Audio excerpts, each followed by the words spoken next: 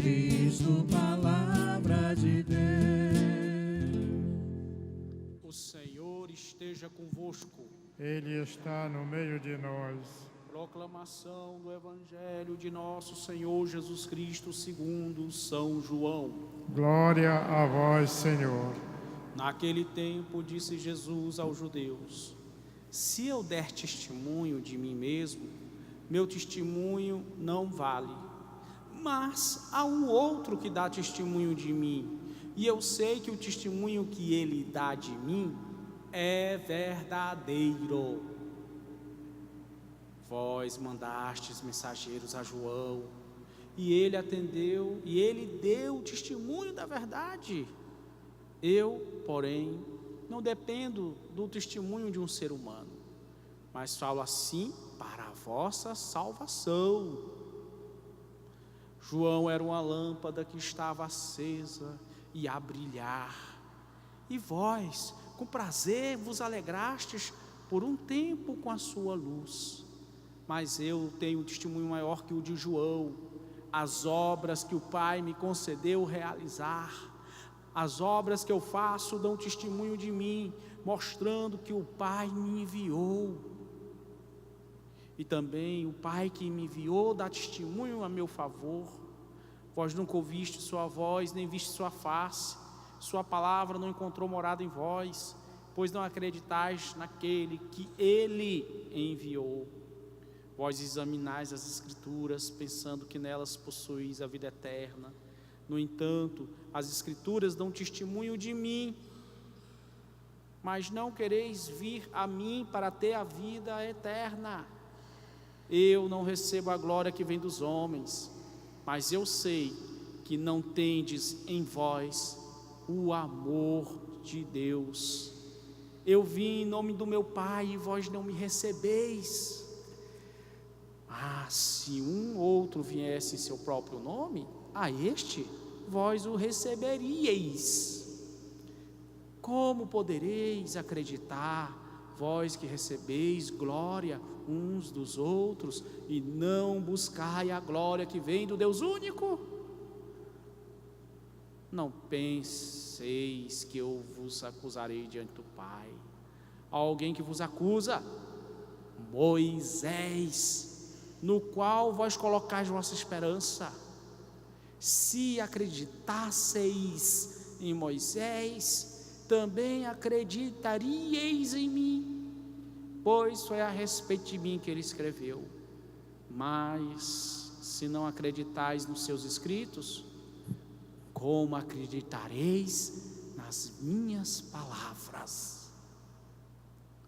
Palavra da salvação. Glória a vós, Senhor. Pelo Evangelho anunciado, sejam os nossos pecados cancelados. Caríssimos irmãos, caríssimas irmãs, antes de tudo, o nosso boas-vindas a todos e a cada um de vós que estáis hoje aqui na Basílica, Santuário e Paróquia de Nossa Senhora de Nazaré do Desterro. Sejam todos bem-vindos ao Santuário da Rainha da Amazônia, Domus Dei et Portacelli. E nós queremos acolher de modo especial os irmãos que nos acompanham pela Rede Nazaré de televisão, pela rádio web Basílica de Nazaré, pelo Facebook da Basílica e pelo YouTube de Belém do Pará para toda a Amazônia Legal, o Brasil e o mundo. Caríssimos, primeira leitura de hoje nós temos um episódio que é conhecido como a idolatria dos israelitas. Moisés tinha subido o monte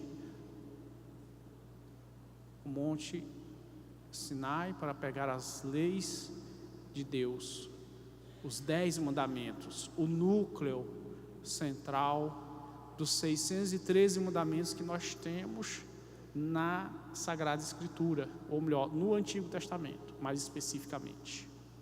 Mas Moisés estava demorando, e os israelitas começaram a perturbar a Araão, e Araão se viu tão oprimido tão aperreado por aquela perturbação, que fez um bezerro de ouro. E quando Deus viu aquilo, disse para Moisés: olha, Moisés, desça com aquele povo rebelde. Povo rebelde. Estão fazendo deuses para si. Mas aqui, antes de nós entrarmos direto neste assunto, vamos fazer algumas observações. Porque maus católicos fundam seitas e ficam acusando a igreja de promover a idolatria através do uso das imagens, esculturas e pinturas. Isto, minha gente, usando a Escritura, que se dizem eles profundos conhecedores dela. Mas, se o fossem de verdade, não levantariam falsos testemunhos. E quantas pessoas, irmãos, pais, mães, não chegam nesta basílica chorando, porque um filho, uma filha abraçou uma seita. Mas isso demonstra uma coisa: se eles erram por equívoco, nós estamos pecando por preguiça, por não lermos as Escrituras e não lermos o catecismo.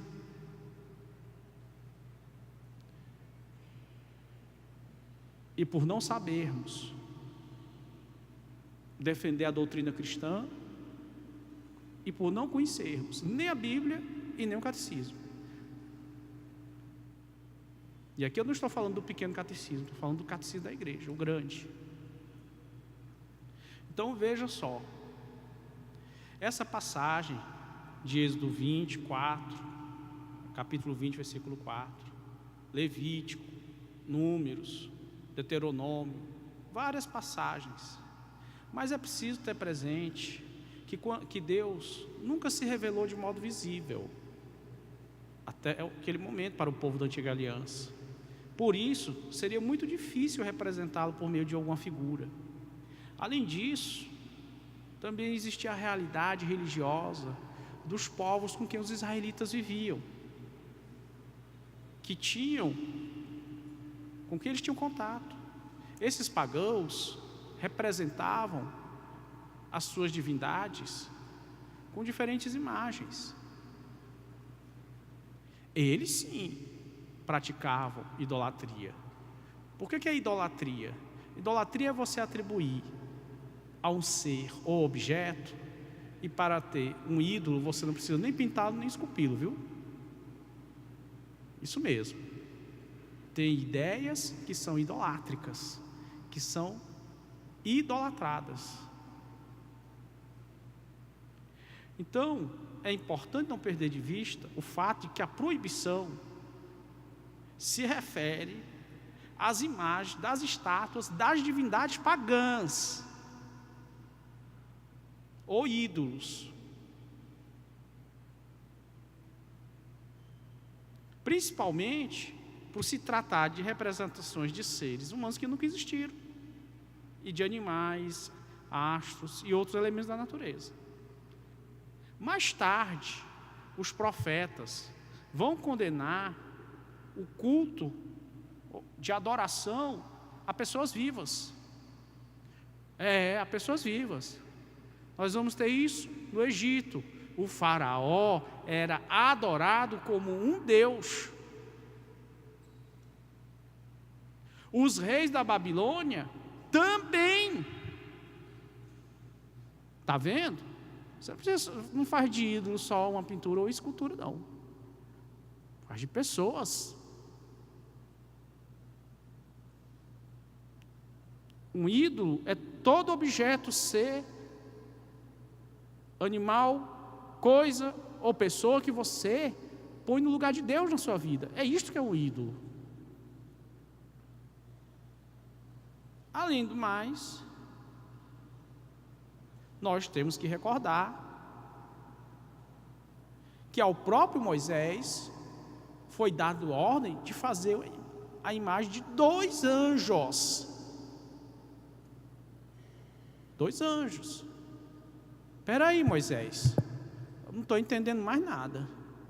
Tu quebraste o bezerro de ouro e fazes 2 anjos para colocar na arca da aliança. Farás também um propiciatório de ouro puríssimo. O seu comprimento será de 2 covados e meio, e a largura de 1 côvado e meio. Farás também 2 querubins de ouro batido nas 2 extremidades do oráculo. Livro do Êxodo, capítulo 25, versículo 17 até o 18. Como é que se explica isso? Emendar a Bíblia? Moisés estava doido? Ou é Deus que está fora do seu juízo normal? Aprendei de uma vez a fazer a distinção que a própria Bíblia Sagrada, a própria Bíblia Sagrada faz. São proibidas as imagens idolátricas, não todo tipo de imagem. E nós temos imagens que são destinadas legitimamente para uso nos templos e nas liturgias. Aqui está. Está aqui, olha, é bíblico. Êxodo 25, 17, 19. 5 capítulos. Porque nós vimos lá, no Êxodo 24. Não farás para ti imagem de escultura, nem de figura alguma do que há em cima do céu ou do que há embaixo da terra. Êxodo, livro escrito segundo a tradição pelo próprio Moisés. Vocês estão entendendo? Ou não estão conseguindo interpretar? Vocês sabem o que acontecia com quem lia e não entendia no tempo da palmatória? Saía com a mão inchada da escola. Isso aqui chama-se interpretação de texto. E se você não sabe, você vai confundir as ideias, como se faz nas seitas, e vai abandonar a fé. E não foi isso que os fariseus fizeram com Jesus? Eles estudavam a Sagrada Escritura, que naquele tempo era a lei e os profetas, isto é, o Antigo Testamento, que fala direto de Jesus, mas não o reconheceram, pelo contrário, o repeliram. O capítulo 5 de João é um capítulo de debate entre Jesus e os fariseus, porque os fariseus não aceitam Jesus como Cristo, como Filho de Deus. Nós dissemos que não se pode adorar um ser vivo, mas Jesus se diz Filho de Deus. Qual é a acusação que João disse ontem, que os fariseus fizeram contra Jesus? Que Jesus se dizia Filho de Deus. E alguém pergunta, então como nós podemos adorar Jesus? Por um fato muito simples. Qual é o fato? Ele é Deus de Deus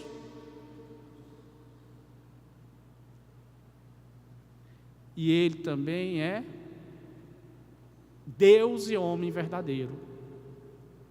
Então Jesus é o único homem a quem nós podemos prestar o culto de adoração, que é reservado apenas para Deus. Os santos aprendam. No dia que alguém disser a vocês que vocês adoram os santos, você diga, olha, você faltou na catequese, hein? A igreja nunca ensinou a adorar os santos. Os santos são servos de Deus. Como Maria Santíssima, que se declara escrava do Senhor. E o que nós veneramos neles é a obediência deles a Deus. É a submissão deles à vontade de Deus. Por isso eles são honrados, porque eles se santificaram, porque se deixaram santificar por Deus. A honra deles é essa, ter servido bem ao seu Senhor. E deve ser a nossa. Por isso que a igreja os aponta como modelos. As imagens, esculturas ou pinturas, representam esse servo de Deus. Então estas imagens são de uso legítimo. Agora, se alguém prestar a elas culto de adoração, essa pessoa estará em pecado. Então, quando alguém vier te acusar, você vai estar diante de uma pessoa que, tal como um fariseu, lê a Bíblia, mas não entende nada, confunde tudo, troca O por zero, não leu nenhum livro do Êxodo inteiro. Imagine a Sagrada Escritura. Está vendo como é que a gente descobre? No capítulo 20 está dito aqui, no capítulo 25 está dito aqui, o mesmo Moisés. Não misturemos, meus irmãos, alhos com bugalhos. E se fazemos isso, é fruto da ignorância ou da má fé, ou ainda da preguiça.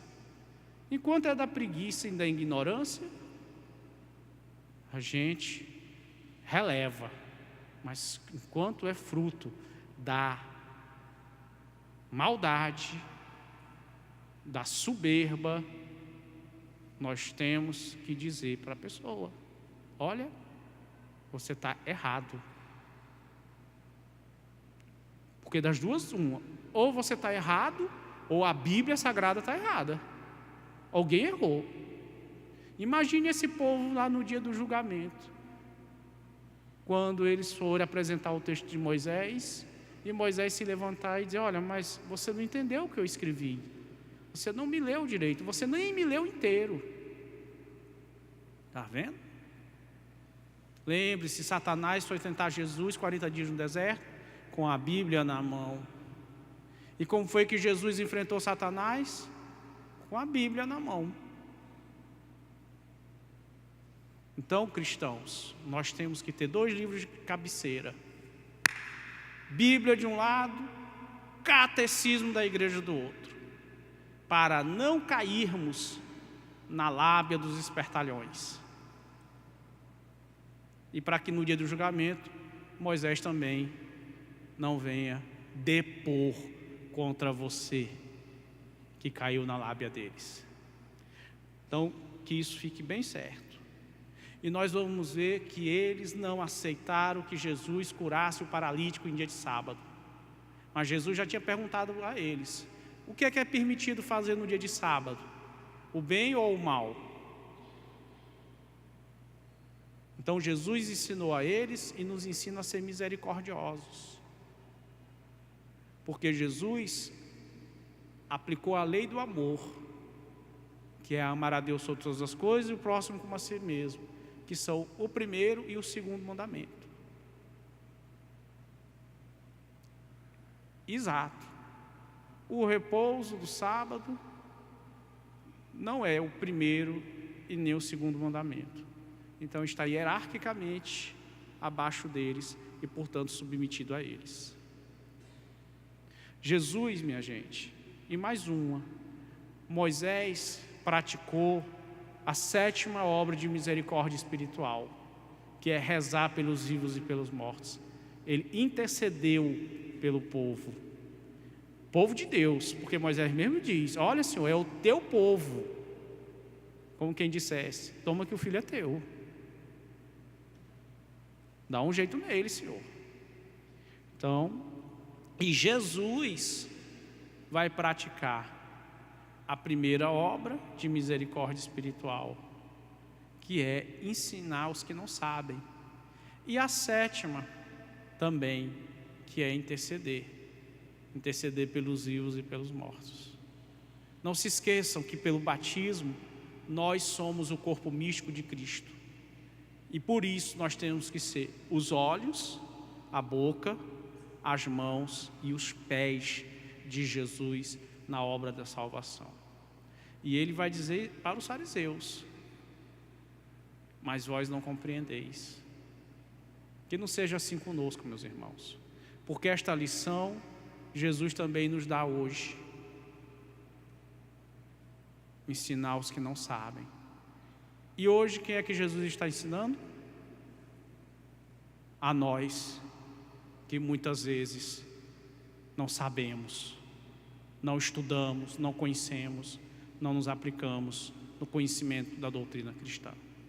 Meus irmãos e minhas irmãs, vamos aprender de Jesus, que é manso e humilde de coração. Louvado seja nosso Senhor Jesus Cristo. Para sempre seja louvado. E sua mãe Maria Santíssima.